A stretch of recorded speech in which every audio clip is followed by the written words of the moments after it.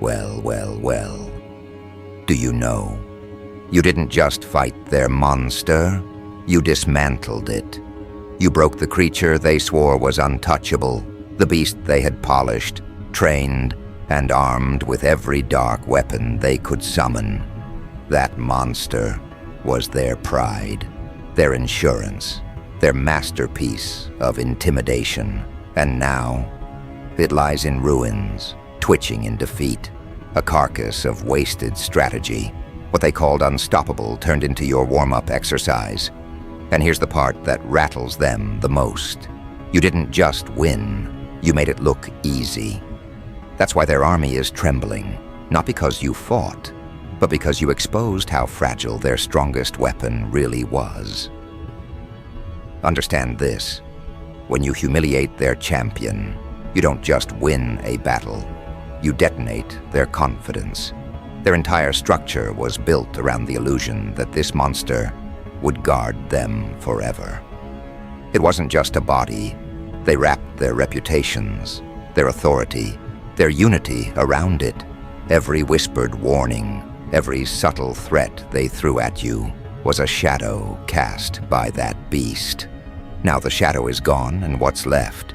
Cowards with banners they no longer have the courage to carry. Their voices shake because they know the truth. If their monster couldn't touch you, what chance do they have? You think they'll admit it openly? No, they'll dress it up. They'll claim strategy, timing, an accident, anything to avoid the reality that you are the one who broke what they built. But behind the curtains, behind closed doors, they are in panic. Their generals exchange looks. Their soldiers shift uncomfortably. Their allies begin to whisper betrayal. When an army loses its monster, it doesn't just lose strength, it loses belief. And belief is what makes them march, shout, and obey. You have shattered the spell that bound them together. Look closely at their faces now. Do you see how quickly admiration for the beast has turned to doubt in leadership? The very commanders who screamed its praises are now scrambling to distance themselves from its fall. They hide their hands. They rewrite their roles. They pretend they never depended on it.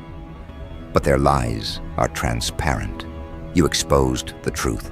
Their power was never theirs. It was borrowed, outsourced to that monster. Without it, they are naked, shivering in their own weakness.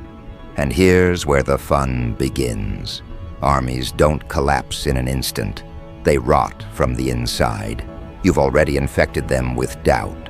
Soldiers are whispering, "If that thing couldn't stop you, why should we fight?" Officers are calculating exit routes, waiting for the right moment to flee.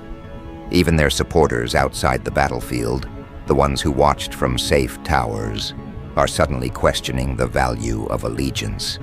It's one thing to lose a soldier. It's another to lose the very symbol of invincibility. You didn't just kill their monster. You assassinated their hope. This is the psychology they don't want you to understand. People don't follow orders. They follow illusions. And you've ripped the illusion apart. Their army isn't afraid of weapons anymore. They're afraid of you. Not because you're unpredictable, not because you're violent, but because you revealed the hollowness of their strongest defense. You walked straight through what was supposed to be an impenetrable wall. And in doing so, you've shown every soldier that the wall was paper thin. Do you realize how terrifying that is for them? Not the battle itself, but the aftershock, the endless paranoia that comes from knowing their greatest shield was nothing against you. And don't think they haven't tried to rewrite the narrative already. In their chambers, their spin doctors are scrambling to explain away the disaster. They'll say you cheated. They'll claim the monster wasn't at full strength. They'll whisper that you only got lucky. But propaganda can't glue back a shattered mirror. The soldiers who saw it crumble know what they saw. They know the monster fought at full rage, and still you walked away while it collapsed. No amount of excuses can erase that image. Now listen carefully. When you break their monster, you inherit its throne. Whether you want it or not, every pair of eyes that once stared in fear at the beast is now staring at you. They studied it, tracked it, relied on it. Now they'll study you. They'll whisper your name the way they once whispered its. You are now the new measuring stick, and that terrifies them even more. Because unlike their monster, you don't belong to their chain of command. You don't take orders from their generals. You are an independent force, an untamed ruler, and armies don't know how to fight rulers they can't control. That's the beauty of this victory. It's not just destruction, it's replacement. You've become the nightmare they thought they had mastered. Their monster was loud, predictable, built from strategies they understood. You are none of those things. You are not an experiment in their labs, not a soldier in their ranks. You are something beyond their blueprint. That's why they're shivering, because they can't calculate you, can't program you, can't leash you. If their greatest monster was just a pet compared to you, what does that make them? Stray dogs begging for scraps. And here's the brutal reality. They can't even mourn their monster properly. Mourning would mean acknowledging its death, and acknowledgement would mean confessing your superiority. So instead, they're stuck in denial. Watch them. Some act like the monster still lives, clinging to illusions. Some pretend they never cared about it, erasing years of devotion. Others blame each other, pointing fingers, tearing alliances apart. And all the while, the truth burns in their chest. You crushed what was supposed to crush you. Now you need to see the bigger pattern. Crushing the monster was never just about the fight. It was about exposing the architecture of fear they built around it. They wanted you small, obedient, intimidated. They wanted you staring at the beast in awe, too paralyzed to make a move.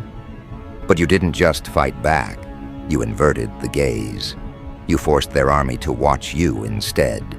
You shifted the spotlight. And now every soldier is asking themselves, if our ultimate weapon was just theater, what else have we been lied to about? That's how revolutions start. Not with speeches, but with humiliations. Armies don't collapse because their enemies are strong. They collapse because they lose faith in their own invincibility. And that's exactly the infection you've released into their ranks. This isn't just a victory, it's a slow burn implosion. They'll crumble piece by piece, rank by rank, until all that's left is a memory of an army that once believed it could rule through fear. And when they finally break, they'll know it wasn't destiny, it wasn't misfortune, it was you. Let me hammer this deeper. Their monster was more than muscle. It was a psychological cage, and you broke the lock. That's why you can't stop now. You need to understand that the cage still exists in the minds of those soldiers. Some of them are still loyal, some are still afraid, but cracks are spreading, and you are the hammer that keeps widening those cracks. You've already done the impossible. You've proven they can be broken. Now you press forward, not with desperation, but with certainty. Because you've already climbed the tallest wall, everything else is rubble. So now we arrive at the most dangerous stage, the aftermath. You crushed their monster. The army is fractured, trembling, exposed. But here's the paradox. This is when they become the most desperate. Because cornered dogs bite the hardest. They know they can't defeat you head-on. They know their numbers are meaningless without belief. So what do? They scatter, they sabotage, they betray one another. And sometimes, They attempt one last reckless charge, hoping chaos will cover their weakness. This is where you need to be sharper than ever, because their ruin is already written. The only question is whether you'll let their desperation wound you before the collapse is complete. They will come at you in unpredictable bursts now, not with strategy, not with unity, but with the chaos of fear. Watch carefully. Notice how their moves lack rhythm, how their attacks lack coordination. That's what panic does. It replaces discipline with noise. They will shout louder, swing harder, but all of it without aim. The monster gave them direction, and now direction is gone. Without it, they're reduced to flailing shadows, hoping one blind strike might land. And while they flail, you stand still, calculating, patient, refusing to waste your energy on their frenzy. Because patience in this moment is power, and recklessness is suicide. Their leaders know this collapse is happening, but pride keeps them from admitting it. Instead of surrendering, they issue desperate commands, orders that contradict each other, commands that weaken their own ranks. Do you see it? One general tells his soldiers to hold the line. Another screams for retreat. A third insists on revenge. The soldiers hear every order, but trust none of them. Loyalty fractures. Suspicion spreads. And while they argue among themselves, your very existence is the reminder that none of their plans matter. You crushed their strongest weapon, so every strategy now feels like theater, and they know it. Let me sharpen the knife deeper. When you humiliate an army's ultimate monster, you don't just cripple their strength, you poison their hierarchy. Because rank and authority are built on the promise of protection. Soldiers obey generals only as long as they believe generals can keep them alive. But now, that belief is shattered. They saw their monster fall, and with it, the illusion of safety. So tell me, why would a soldier risk his neck for a general who already proved powerless? Why would he march forward when his leaders couldn't even protect the beast they swore was invincible? He wouldn't. And that's why cracks are turning into chasms. This is the aftermath. They are now their own worst enemy. Every whisper among them is suspicion. Who failed? Who betrayed us? Who let the monster fall? Soldiers begin blaming generals. Generals blame soldiers. Allies blame each other. And while they tear themselves apart in confusion, your victory expands without you lifting a finger. You don't need to fight every soldier. You just needed to crush the symbol. You detonated the core, and the shockwaves are doing the rest. Their own paranoia is eating them alive. But do not misunderstand me. Just because they're broken doesn't mean they're harmless. Desperate armies lash out. They will aim at your reputation, your allies, your environment. They know they cannot destroy you physically, so they'll attempt sabotage. They'll spread lies, hoping to corrode the perception of your victory. They'll burn bridges, hoping isolation weakens you. They'll even sacrifice their own soldiers as bait, sending them in waves to exhaust your focus. But every attempt will fail, because the foundation of their campaign is already ruined. You proved they cannot protect what matters most to them, and that proof is irreversible. Let's analyze the psychology here. Desperation breeds exposure. In their frantic attempts to harm you, they reveal their weakness. They show the world that their empire is crumbling. They expose their divisions. They broadcast their fear. And the more they lash out, the clearer it becomes. They're not avenging a loss. They're prolonging their death. Every reckless attack they launch is another piece of evidence that they've lost control. And you don't react emotionally. You let their chaos scream louder than your words. Because in warfare, the loudest one is usually the weakest. Now let's talk about perception. Armies are fueled not only by soldiers, but by watchers, by allies, by onlookers, by those who stand at the edges waiting to see who wins. These observers once believed in the monster. They saw it as proof of power. But you crushed it, and now those observers are reconsidering their loyalties. Because people don't bet on losers. They shift allegiance to the side that demonstrates undeniable dominance. And right now, that side is you. You're no longer just the survivor. You are the new axis around which allegiances turn. Their ruin isn't just internal, it's external, as allies quietly distance themselves, redirecting their loyalty toward you. That's the paradox of your victory. They thought crushing you would solidify their power, but crushing their monster destroyed it instead. And the more they struggle to save face, the more they look like clowns in their own theater.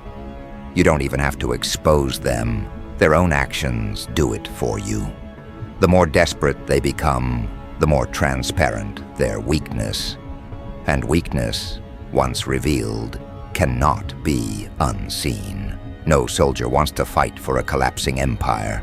No ally wants to invest in a sinking ship. Their army isn't just in ruins, it's radioactive, repelling those who once stood close. But here's where your role sharpens. You must step into the vacuum. Crushing their monster was only step one. Step two is claiming the psychological territory left behind. You need to occupy the space that their monster once filled. When soldiers look for direction, their eyes should find you. When allies look for protection, they should see your shadow instead. This is how dominance is solidified, not just through destruction, but through replacement. And make no mistake, you are already replacing them. Their collapse is not just the end of their story, it's the beginning of your empire. Still, you must be vigilant, because their commanders will not go quietly. Pride is a drug, and they are overdosing on it. Even as their ranks collapse, they will attempt one last show of defiance. They will gamble everything on a final stand, not because they believe in victory, but because they fear irrelevance. Watch for it. A desperate strike, an illogical campaign, a suicidal offensive. This is their death rattle. They would rather burn their own ranks than admit defeat. And here's the secret. You don't need to meet them with equal force. You don't need to throw yourself into their chaos. You just need to outlast it. Because desperation always consumes itself. So what should you do? Stay composed. Every frantic move they make is an advertisement of your superiority. Let them claw, let them scream, let them destroy themselves in their confusion. You hold the higher ground now, not just strategically, but psychologically. You are the fixed point they cannot shake, the proof that their strongest creation fell to you. Their soldiers see it, their allies see it, even their commanders see it, though they'll never admit it. The world has shifted, and you are the new gravitational center. You are no longer the hunted, you are the measure by which strength is judged. Remember this, armies collapse not when the enemy is strongest, but when belief dies. You didn't just defeat their monster, you murdered their belief. That's why their banners hang heavy, why their voices crack, why their formations crumble. They cannot fight with conviction anymore. They march with doubt, and doubt spreads faster than fire. It contaminates every rank, every order, every plan. They can sharpen swords, they can polish shields, but none of it matters. Once belief is gone, the war is already lost, and belief isn't coming back, not after what you did. They can deny, they can scream, they can rewrite history, but the soldiers saw it. The monster fell, you walked away, and that truth is carved into their memory like stone. It will haunt them forever. Every night they close their eyes, they will see it. Every time they try to rally, the ghost of that defeat will whisper in their ears. Their army is not just in ruins, it is cursed by memory, and memory is the one enemy they cannot erase. This is why your position now is untouchable. You don't need to prove yourself again. The proof already exists. The monster's carcass is your monument. Their ruins are your trophy. And no matter how they spin it, no matter how they resist, they cannot undo what's been done. You are the destroyer of their strongest force, the breaker of their unity, the one who revealed the truth. You are the walking reminder of their weakness, and every breath they take in your presence tastes like defeat. So understand the stage you're on now. They are collapsing, but the collapse is noisy. Desperate armies scream as they fall. They'll try to distract you, to make you believe the war is still alive. Don't fall for it. Their noise is not power. It's the sound of breaking bones. Their chaos is not strategy. It's the stench of fear. You've already won the core battle. Now you simply let the ruins finish crumbling. You hold your ground and let their desperation devour them. That is how you turn one victory into total domination. And soon, you'll see the final shift. The soldiers who once carried their banners will begin to drift toward you. Not out of loyalty, not out of morality, but out of raw recognition. They will see where strength lies, and they will want to stand near it. That's human nature. People don't worship weakness. They worship the one who broke it. And whether you want followers or not, they're coming.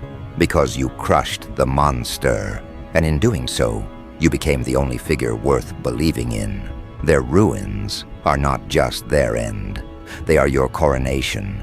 But coronations are never quiet. They are messy, contested, dripping with resistance. The commanders, stripped of their monster, will try to reclaim control with words sharper than swords. They'll shout that you are a pretender. They'll whisper that you are dangerous. They'll scheme in corners, convincing themselves that if they can't rule with a beast, they can at least poison the throne you now stand on. But here's the truth they choke on. No matter how many speeches they give, no matter how many accusations they throw, their army doesn't listen anymore. Authority dies the moment belief dies, and you murdered belief when you murdered their monster. So now their leaders face the mirror, and they hate what stares back.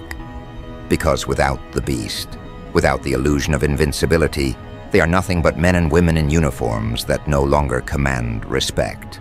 They were lions, only because they had a cage to unleash.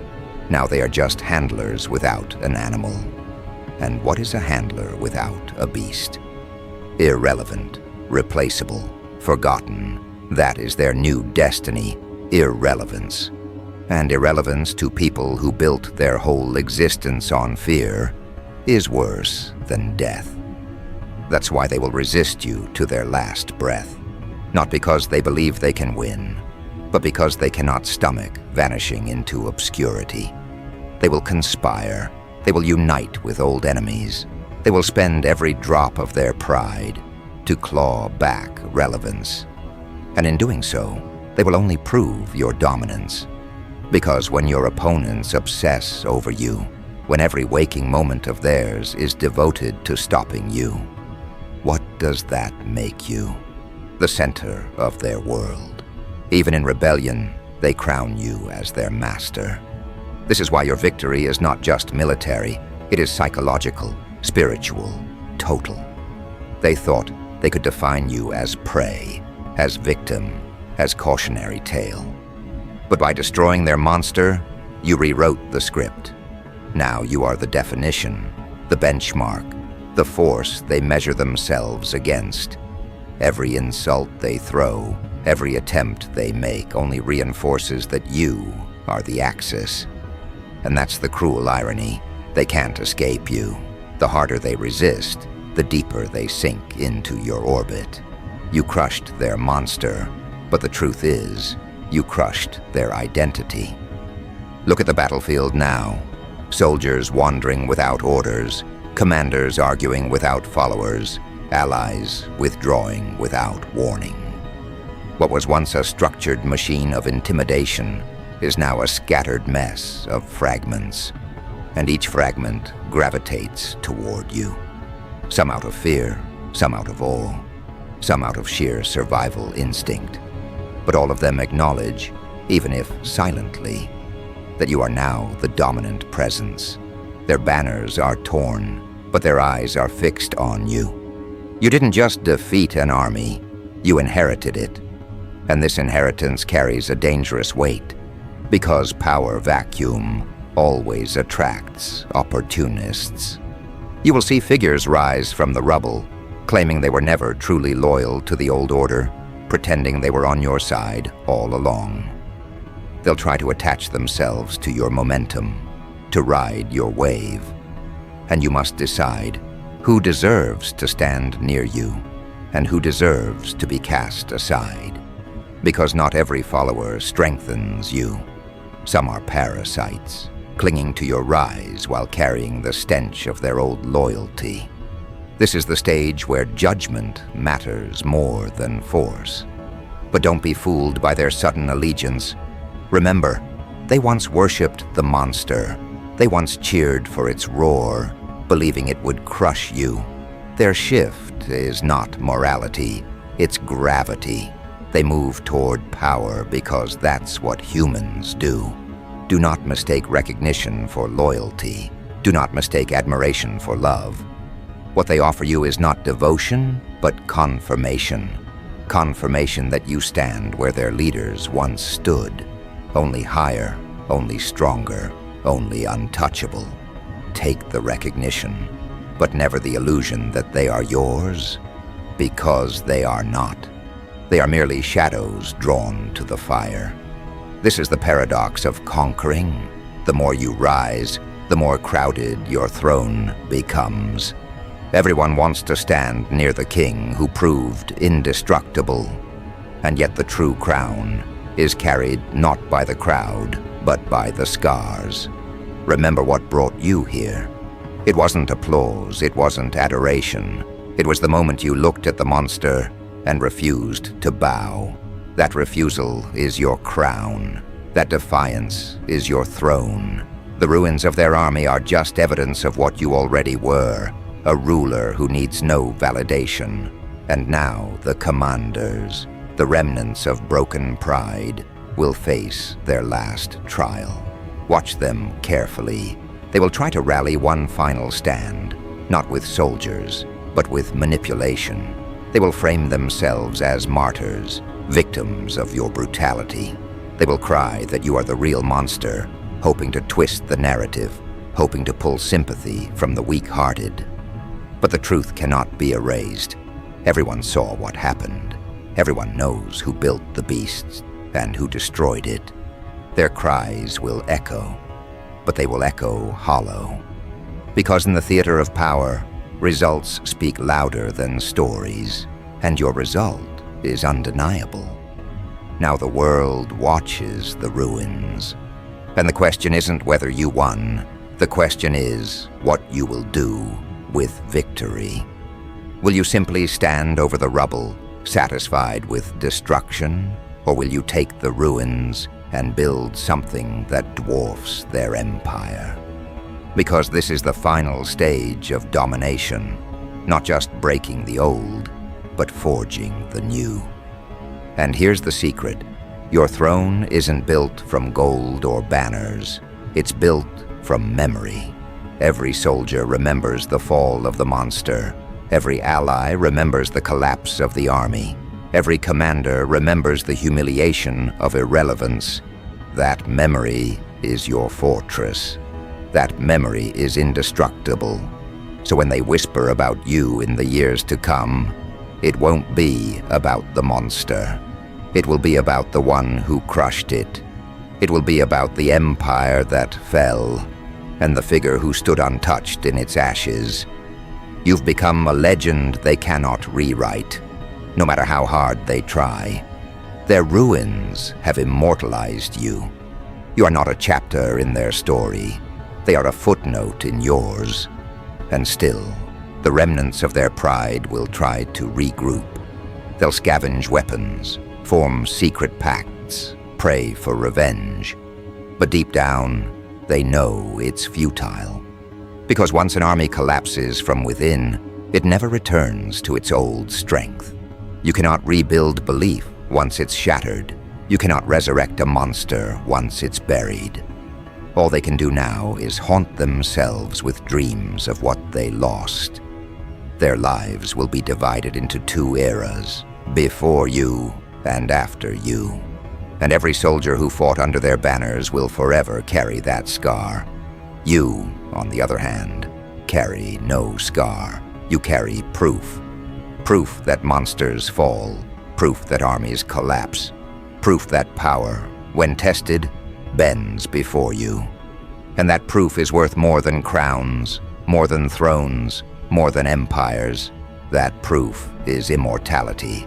Because long after their ruins have turned to dust, long after their names have been forgotten, the story of how you crushed the ultimate monster will still be told. And every telling will end the same way, with their army in ruins, and you standing above it.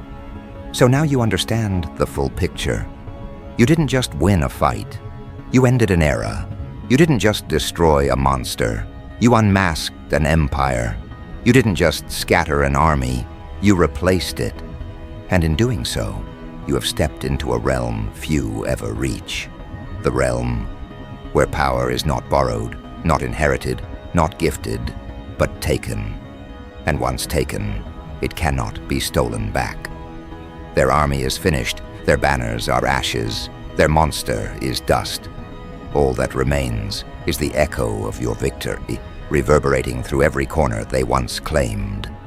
And that echo will never fade, because ruins are not just endings, they are monuments, and this monument is yours.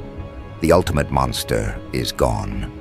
The entire army is in ruins, and in those ruins, one truth stands eternal: you.